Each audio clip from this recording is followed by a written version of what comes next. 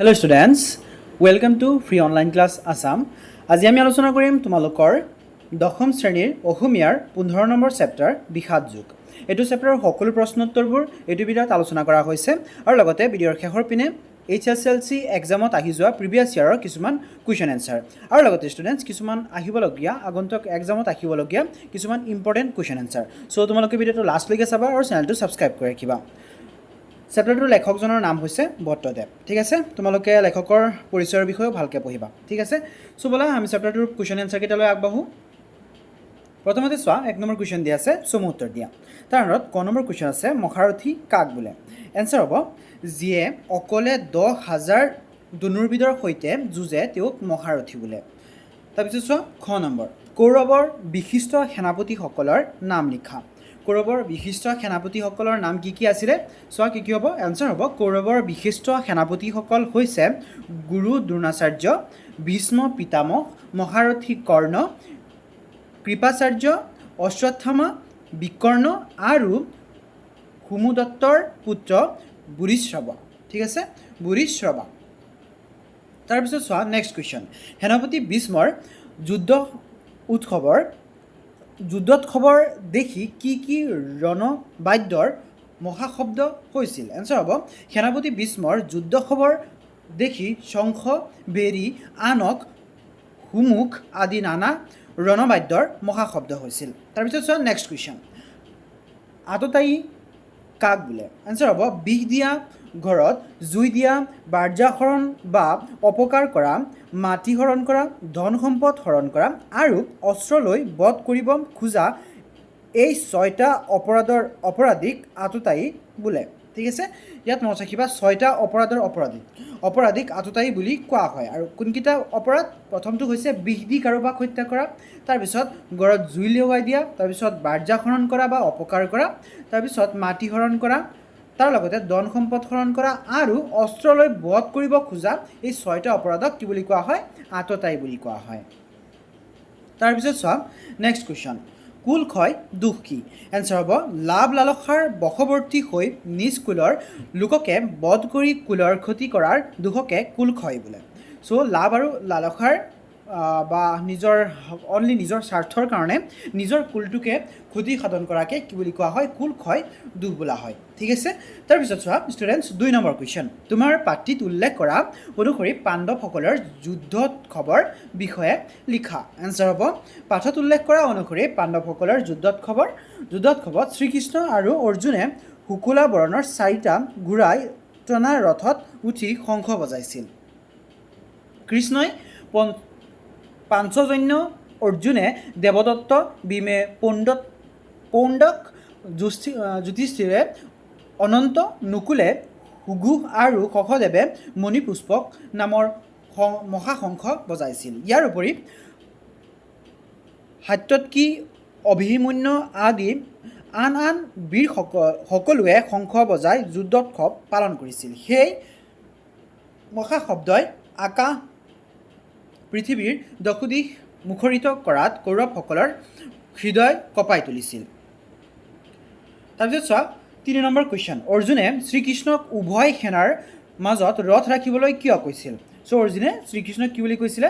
সকলো সেনাৰ মাজত, একেবাৰে মাজত ৰথটো ৰাখিবলৈ কৈছিলে। চ' কিয় কৈছিলে? চোৱা, এনচাৰ হ'ব, যুদ্ধক্ষেত্ৰত আত্মীয় স্বজনৰ কৌৰৱ পক্ষত দেখি শোকাক্ৰান্ত হৈ পৰা অৰ্জুনে এই যুদ্ধত কাক লগত যুঁজিব লাগিব আৰু কোন কোন বীৰ উপস্থিত আছে সেইসকলক নিজ চোখে চাবৰ বাবে শ্ৰীকৃষ্ণক উভয় সেনাৰ মাজত ৰথ ৰাখিবলৈ কৈছিল। ঠিক আছে, চ' যেতিয়া যুদ্ধক্ষেত্ৰলৈ গৈছিল অৰ্জুন, তেতিয়া কাৰ সৈতে সিহঁতে যুদ্ধ কৰিব লাগিব সেইটো চাবৰ কাৰণে কি কৰিছিলে? যুদ্ধক্ষেত্ৰৰ একেবাৰে মাজতে ৰথটো ৰাখিবৰ কাৰণে কৈছিলে। তাৰপিছত চোৱা, নেক্সট কুৱেশ্যন, অৰ্জুনে যুদ্ধক্ষেত্ৰলৈ গৈ কাক দেখা পালে আৰু তেওঁলোকক দেখা পাই শ্ৰীকৃষ্ণক কি ক'লে? তোমাৰ নিজৰ কথাৰে লিখা। এনচাৰ হ'ব, চোৱা, যুদ্ধক্ষেত্ৰলৈ গৈ অৰ্জুনে পিতামহ ভীষ্ম, গুৰু দ্ৰোণাচাৰ্যৰ লগতে নিজৰ খুৰা, ককা, মোমাই, ভাতৃ, পুত্ৰ আৰু বন্ধু বান্ধৱ আদি আত্মীয় স্বজনক 2টা সেনাৰ মাজত দেখা পালে। তেওঁলোকক দেখা পাই শোকত ম্ৰিয়মান হৈ পৰি অৰ্জুনে শ্ৰীকৃষ্ণক ক'লে যে নিজৰ আপোন মানুহক বধ কৰি তেওঁ কোনো ৰাজ্য সুখ বা বিজয় নিবিচাৰে। কৌৰৱসকলক আততায়ী বা দোষী হ'লেও আত্মীয় স্বজনক বধ কৰিলে কুলধৰ্ম নষ্ট হ'ব আৰু মহাপাপ হ'ব। সেয়েহে ৰাজ্যৰ লোভত জ্ঞাতি বোধ কৰাতকৈ যুদ্ধ নকৰি নীৰৱে অস্ত্ৰ পৰিহাৰ কৰা আৰু কৌৰৱৰ হাতত মৃত্যুবৰণ কৰাটোৱেই তেওঁৰ বাবে শ্ৰেয় হ'ব। এইদৰে কৈ অৰ্জুনে হাতৰ পৰা ধনুষৰ এৰি শোকাকুল মনেৰে ৰথৰ ওপৰত বহি পৰিল। ঠিক আছে।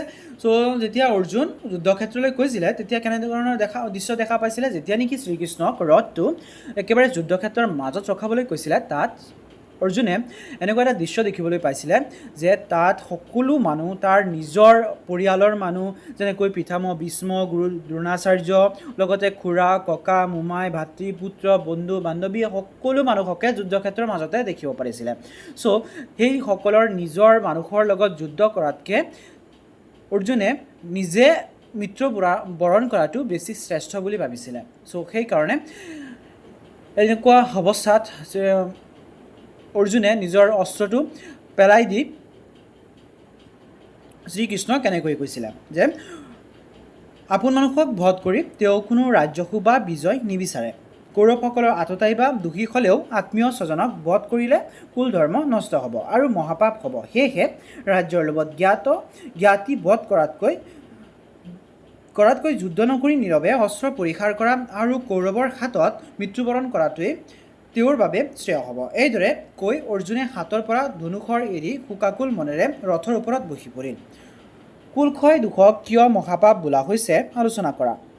এনচাৰ হ'ব, কুলক্ষয় হ'লে কুল ধৰ্ম নষ্ট হয় আৰু তাৰ ফলত মানুহৰ মাজত অধৰ্ম বিয়পে। অধৰ্মৰ প্ৰভাৱে কুলৰ নাৰীসকলক দুশ্চৰিত্ৰা কৰি তোলে, যাৰ ফলত বৰ্ণসংকৰ সন্তান জন্ম হৈ সমাজৰ নৰকতুল্য পৰিস্থিতি সৃষ্টি কৰে। ইয়াৰ উপৰি পৰলোকগত পিতৃ পুৰুষসকলেও তৰ্পণ আৰু পিণ্ড লাভ নকৰাত পৰে। এই সকলোবোৰ সামাজিক, নৈতিক আৰু ধৰ্মীয় পতনৰ কাৰণে কুলক্ষয় দোষক মহাপাপ বুলি কোৱা হৈছে। তাৰপিছত চোৱা 6 নম্বৰ কুৱেশ্যন। জানা ৰাজা যুদ্ধৰ সন্মুখত অৰ্জুনে এহি বাক্য বুলি ধনুষৰ এৰি কম্পিত হৈল। এইদৰে কোনে কাক কৈছে? অৰ্জুনে কি বাক্য কৈ ৰথৰ ওপৰত বহি পৰিল তোমাৰ কথাৰে লিখা। এনচাৰ হ'ব চোৱা, উক্ত কবিতা ফাকি সঞ্জয়ে ৰজা ধৃতৰাষ্ট্ৰক কৈছে। অৰ্জুনে ৰথৰ সাৰথি শ্ৰীকৃষ্ণক কৈছিল যে যুদ্ধক্ষেত্ৰত নিজৰ গুৰু, শ্ৰেষ্ঠজন আৰু আত্মীয় স্বজনক বধ কৰি পোৱা ৰাজ্যসুখ বা বিজয় তেওঁৰ বাবে একেবাৰে বঞ্চনীয় নহয়। জ্ঞাতি স্বজনক হত্যা কৰিলে কুলধৰ্ম নষ্ট হোৱাৰ পাশাপাশি মহাপাপ হ'ব আৰু তাৰ ফলত সমাজত অধৰ্ম বিয়পি পৰিব। সেয়েহে এনে পাপ কাম কৰি ৰাজ্যভোগ কৰাতকৈ যুদ্ধ নকৰি নীৰৱে থাকি আৰু শত্ৰুৱে বধ কৰিলে কৰক। এই বুলি কৈ অৰ্জুনে শোকত কঁপি কঁপি ধনুষৰ ত্যাগ কৰি ৰথৰ ওপৰত বহি পৰিল। তাৰপিছত চোৱা ভাষা বিষয়ক। তাৰ আণ্ডাৰত 1 নম্বৰ কি দিয়া আছে চোৱা, তলত দিয়া শব্দবোৰৰ একোটাকৈ সমাৰ্থক শব্দ লিখা। সমাৰ্থক শব্দ কি হয়? সমাৰ্থক শব্দ হৈছে একে অৰ্থ বুজোৱা শব্দ। চোৱা সমাৰ্থক শব্দ কোনকেইটা লিখিব দিছে? নিপুণ, সমীপ, বিস্তৰ, সহস্ৰ, সদৃশ, বাদ্য, কৰ, চৰণ, চৰ্ম, শ্ৰুতি, বিমংগল, বান্ধৱ। ঠিক আছে, এইকেইটাৰ একে অৰ্থ বুজোৱা শব্দ লিখিব লাগে। তাৰমানে সমাৰ্থক শব্দ লিখিব লাগে। ঠিক আছে। চোৱা প্ৰথমটো আছে নিপুণ, এইটো হ'ব পাৰ্গত, নিপুণ হ'ব পাৰ্গত। তাৰপিছত চোৱা সমীপ কি হয়? সমীপ মানে হৈছে ওচৰত। তাৰপিছত চোৱা বিস্তৰ মানে হৈছে বহুত। তাৰপিছত হৈছে সহস্ৰ, এইটো হ'ব হাজাৰ। ঠিক আছে। তাৰপিছত চোৱা সদৃশ মানে হৈছে একে। তাৰপিছত বাদ্য মানে বাজনা। তাৰপিছত চৰণ মানে ভৰিত ধৰা। তাৰপিছত চৰ্ম মানে হৈছে ছাল।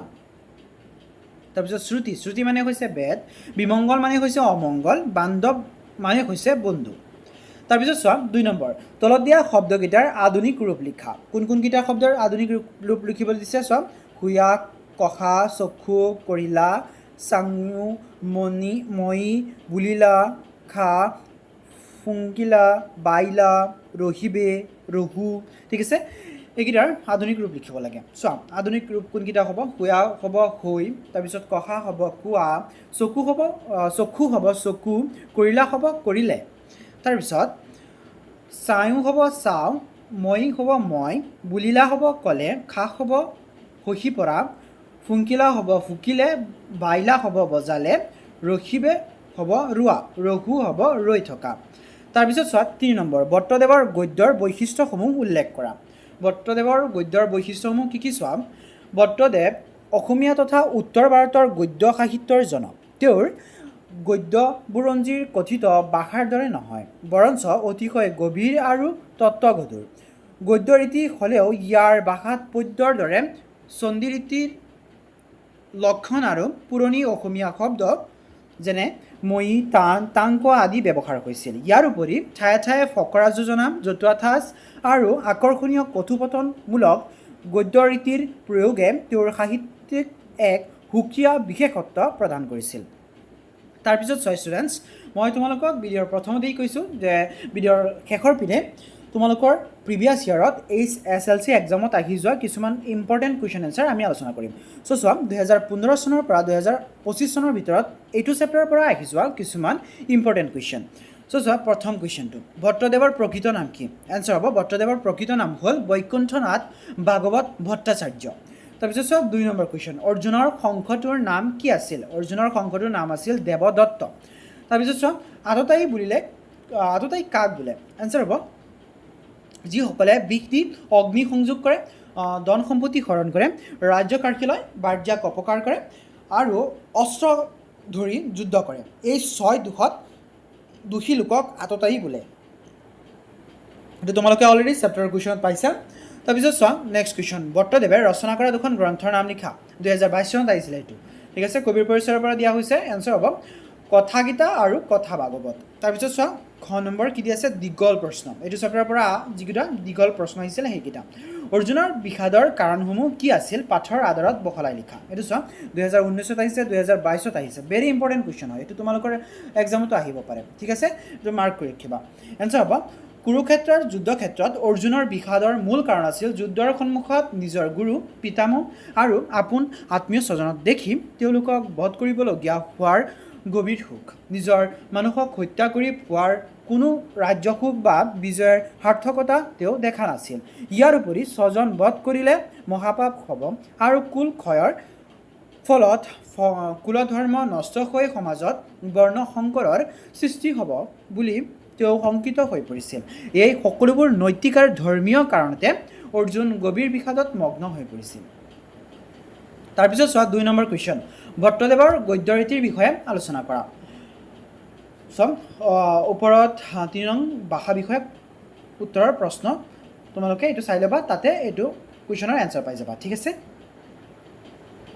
তাৰপিছত চোৱা অতিৰিক্ত 10টা সাম্ভাব্য গুৰুত্বপূৰ্ণ প্ৰশ্নোত্তৰ। মই তোমালোকক কৈছিলোঁ যে কিছুমান সাম্ভাব্য কুৱেশ্যন এনচাৰ আমি আলোচনা কৰিম যিকেইটা তোমালোকৰ এক্সামত আহিব পাৰে, ঠিক আছে। চ' চোৱা 1 নম্বৰ কুৱেশ্যনটো, কথা গীতা কোনে ৰচনা কৰিছিল? কোনে ৰচনা কৰিছিল ষ্টুডেণ্টছ? এনচাৰ হ'ব ভট্টদেৱে ৰচনা কৰিছিল। তাৰপিছত চোৱা শ্ৰীকৃষ্ণৰ শংখটোৰ নাম কি আছিল? এনচাৰ হ'ব শ্ৰীকৃষ্ণৰ শংখটোৰ নাম আছিল পাঞ্চজন্য আছিল। তাৰপিছত চোৱা দুৰ্যোধনে কাৰ ওচৰলৈ গৈ পাণ্ডৱৰ সেনাৰ বিষয়ে কৈছিল? দুৰ্যোধনে গুৰু দ্ৰোণাচাৰ্যৰ ওচৰলৈ গৈ পাণ্ডৱৰ সেনাৰ বিষয়ে কৈছিল। তাৰপিছত চোৱা নেক্সট কুৱেশ্যন, এক অক্ষৌহিণী সেনাত কিমান পদাতিক বীৰ থাকে? এনচাৰ হ'ব এক অক্ষৌহিণী সেনাত চোৱা কিমান থাকে? 1,09,350 জন পদাতিক বীৰ থাকে, ঠিক আছে। তাৰপিছত চোৱা 5 নম্বৰ কুৱেশ্যন, অৰ্জুনৰ ৰথৰ দজত কিহৰ প্ৰতীক আছিল? এনচাৰ হ'ব অৰ্জুনৰ ৰথৰ দজত কপি মানে কি হয়? বান্দৰৰ প্ৰতীক আছিল, সেয়ে তেওঁক কপিধ্বজ বুলিও কোৱা হয়। তাৰপিছত চোৱা 6 নম্বৰ, অৰ্জুনে কিয় কৈছিল যে দুৰ্যোধনে তেওঁক অস্ত্ৰহীন অৱস্থাত বধ কৰিলেও তেওঁৰ প্ৰিয় হ'ব? এনচাৰ হ'ব কাৰণ তেওঁ ভাবিছিল যে নিজৰ আত্মীয়ক বধ কৰি মহাপাপ কৰাতকৈ শত্ৰুৰ হাতত মৃত্যুবৰণ কৰাটোৱেই শ্ৰেয়, কাৰণ তেনে কৰিলে তেওঁৰ কোনো পাপ নহ'ব। তাৰপিছত চোৱা নেক্সট কুৱেশ্যন, ভট্টদেৱক কি উপাধিৰে জনা যায়? ভট্টদেৱক কবিৰত্ন আৰু ভাগৱত ভট্টাচাৰ্য উপাধিৰে জনা যায়। তাৰপিছত চোৱা 8 নম্বৰ কুৱেশ্যন, পাৰ্ট 2ৰ নাম বিষাদ যুগ বুলি। বিষাদ যুগ কিয় ৰখা হৈছে? এনচাৰ হ'ব চোৱা, পাৰ্ট 2ত কুৰুক্ষেত্ৰৰ যুদ্ধক্ষেত্ৰত অৰ্জুনৰ মনত সৃষ্টি হোৱা গভীৰ সুখ, মোহ আৰু মানসিক দ্বন্দ্বক বিষাদ বুলি কোৱা হৈছে। এই বিষাদৰ মাজেৰেই তেওঁ আধ্যাত্মিক জ্ঞান লাভৰ পথত আগবাঢ়িছিল। সেয়ে অধ্যায়টোৰ নাম বিষাদ যুগ ৰখা হৈছে। তাৰপিছত চোৱা 9 নম্বৰ কুৱেশ্যন, বিস্ময় কিয় সিংহৰ দৰে গৰ্জন কৰি শংখ বজাইছিল? এনচাৰ হ'ব, বিস্ময় ৰজা দুৰ্যোধনৰ মনত আনন্দ আৰু উৎসাহ দিবলৈ আৰু যুদ্ধৰ বাবে নিজৰ প্ৰস্তুতি ঘোষণা কৰিবলৈ সিংহৰ দৰে গৰ্জন কৰি শংখ বজাইছিল। তাৰপিছত চোৱা 10 নম্বৰ কুৱেশ্যন, পাৰ্ট 2ৰ পৰা আমি কি নৈতিক শিক্ষা লাভ কৰোঁ? এনচাৰ হ'ব, পাৰ্ট 2ৰ পৰা আমি শিকিব পাৰোঁ যে জীৱনত কেতিয়াবা এনে পৰিস্থিতি আহে যেতিয়া কৰ্তব্য আৰু ব্যক্তিগত মোহ বা আৱেগৰ মাজত সংঘাত হয়। এনে সময়ত আৱেগৰ বশৱৰ্তী নহৈ সঠিক পথ বাছি ল'বলৈ জ্ঞান আৰু বিবেকৰ প্ৰয়োজন। অৰ্জুনৰ বিষাদেই পিছলৈ গীতাৰ মহান জ্ঞানৰ আধাৰ হৈছিল। ঠিক আছে ষ্টুডেণ্টছ, তোমালোকৰ এইটো চেপ্টাৰৰ সকলো প্ৰশ্ন উত্তৰবোৰ ইয়াতে শেষ হৈছে। যদি ভিডিঅ'টো ভাল লাগিছে তেনেহ'লে লাইক, কমেণ্ট, শ্বেয়াৰ এটা কৰিবা আৰু চেনেলটো ছাবস্ক্ৰাইব কৰি ৰাখিবা। আৰু লগতে ষ্টুডেণ্টছ, তোমালোকে এইটো চেনেলৰ প্লেলিষ্টটো ভিজিট কৰিবা। তাত সকলো চেপ্টাৰৰ সকলো ছাবজেক্টৰ ভিডিঅ'বোৰ চিৰিয়েলকৈ দিয়া থাকে, তাৰ পৰা চাব পাৰিবা। ভিডিঅ'টো লাষ্টলৈকে দেখাৰ বাবে ধন্যবাদ।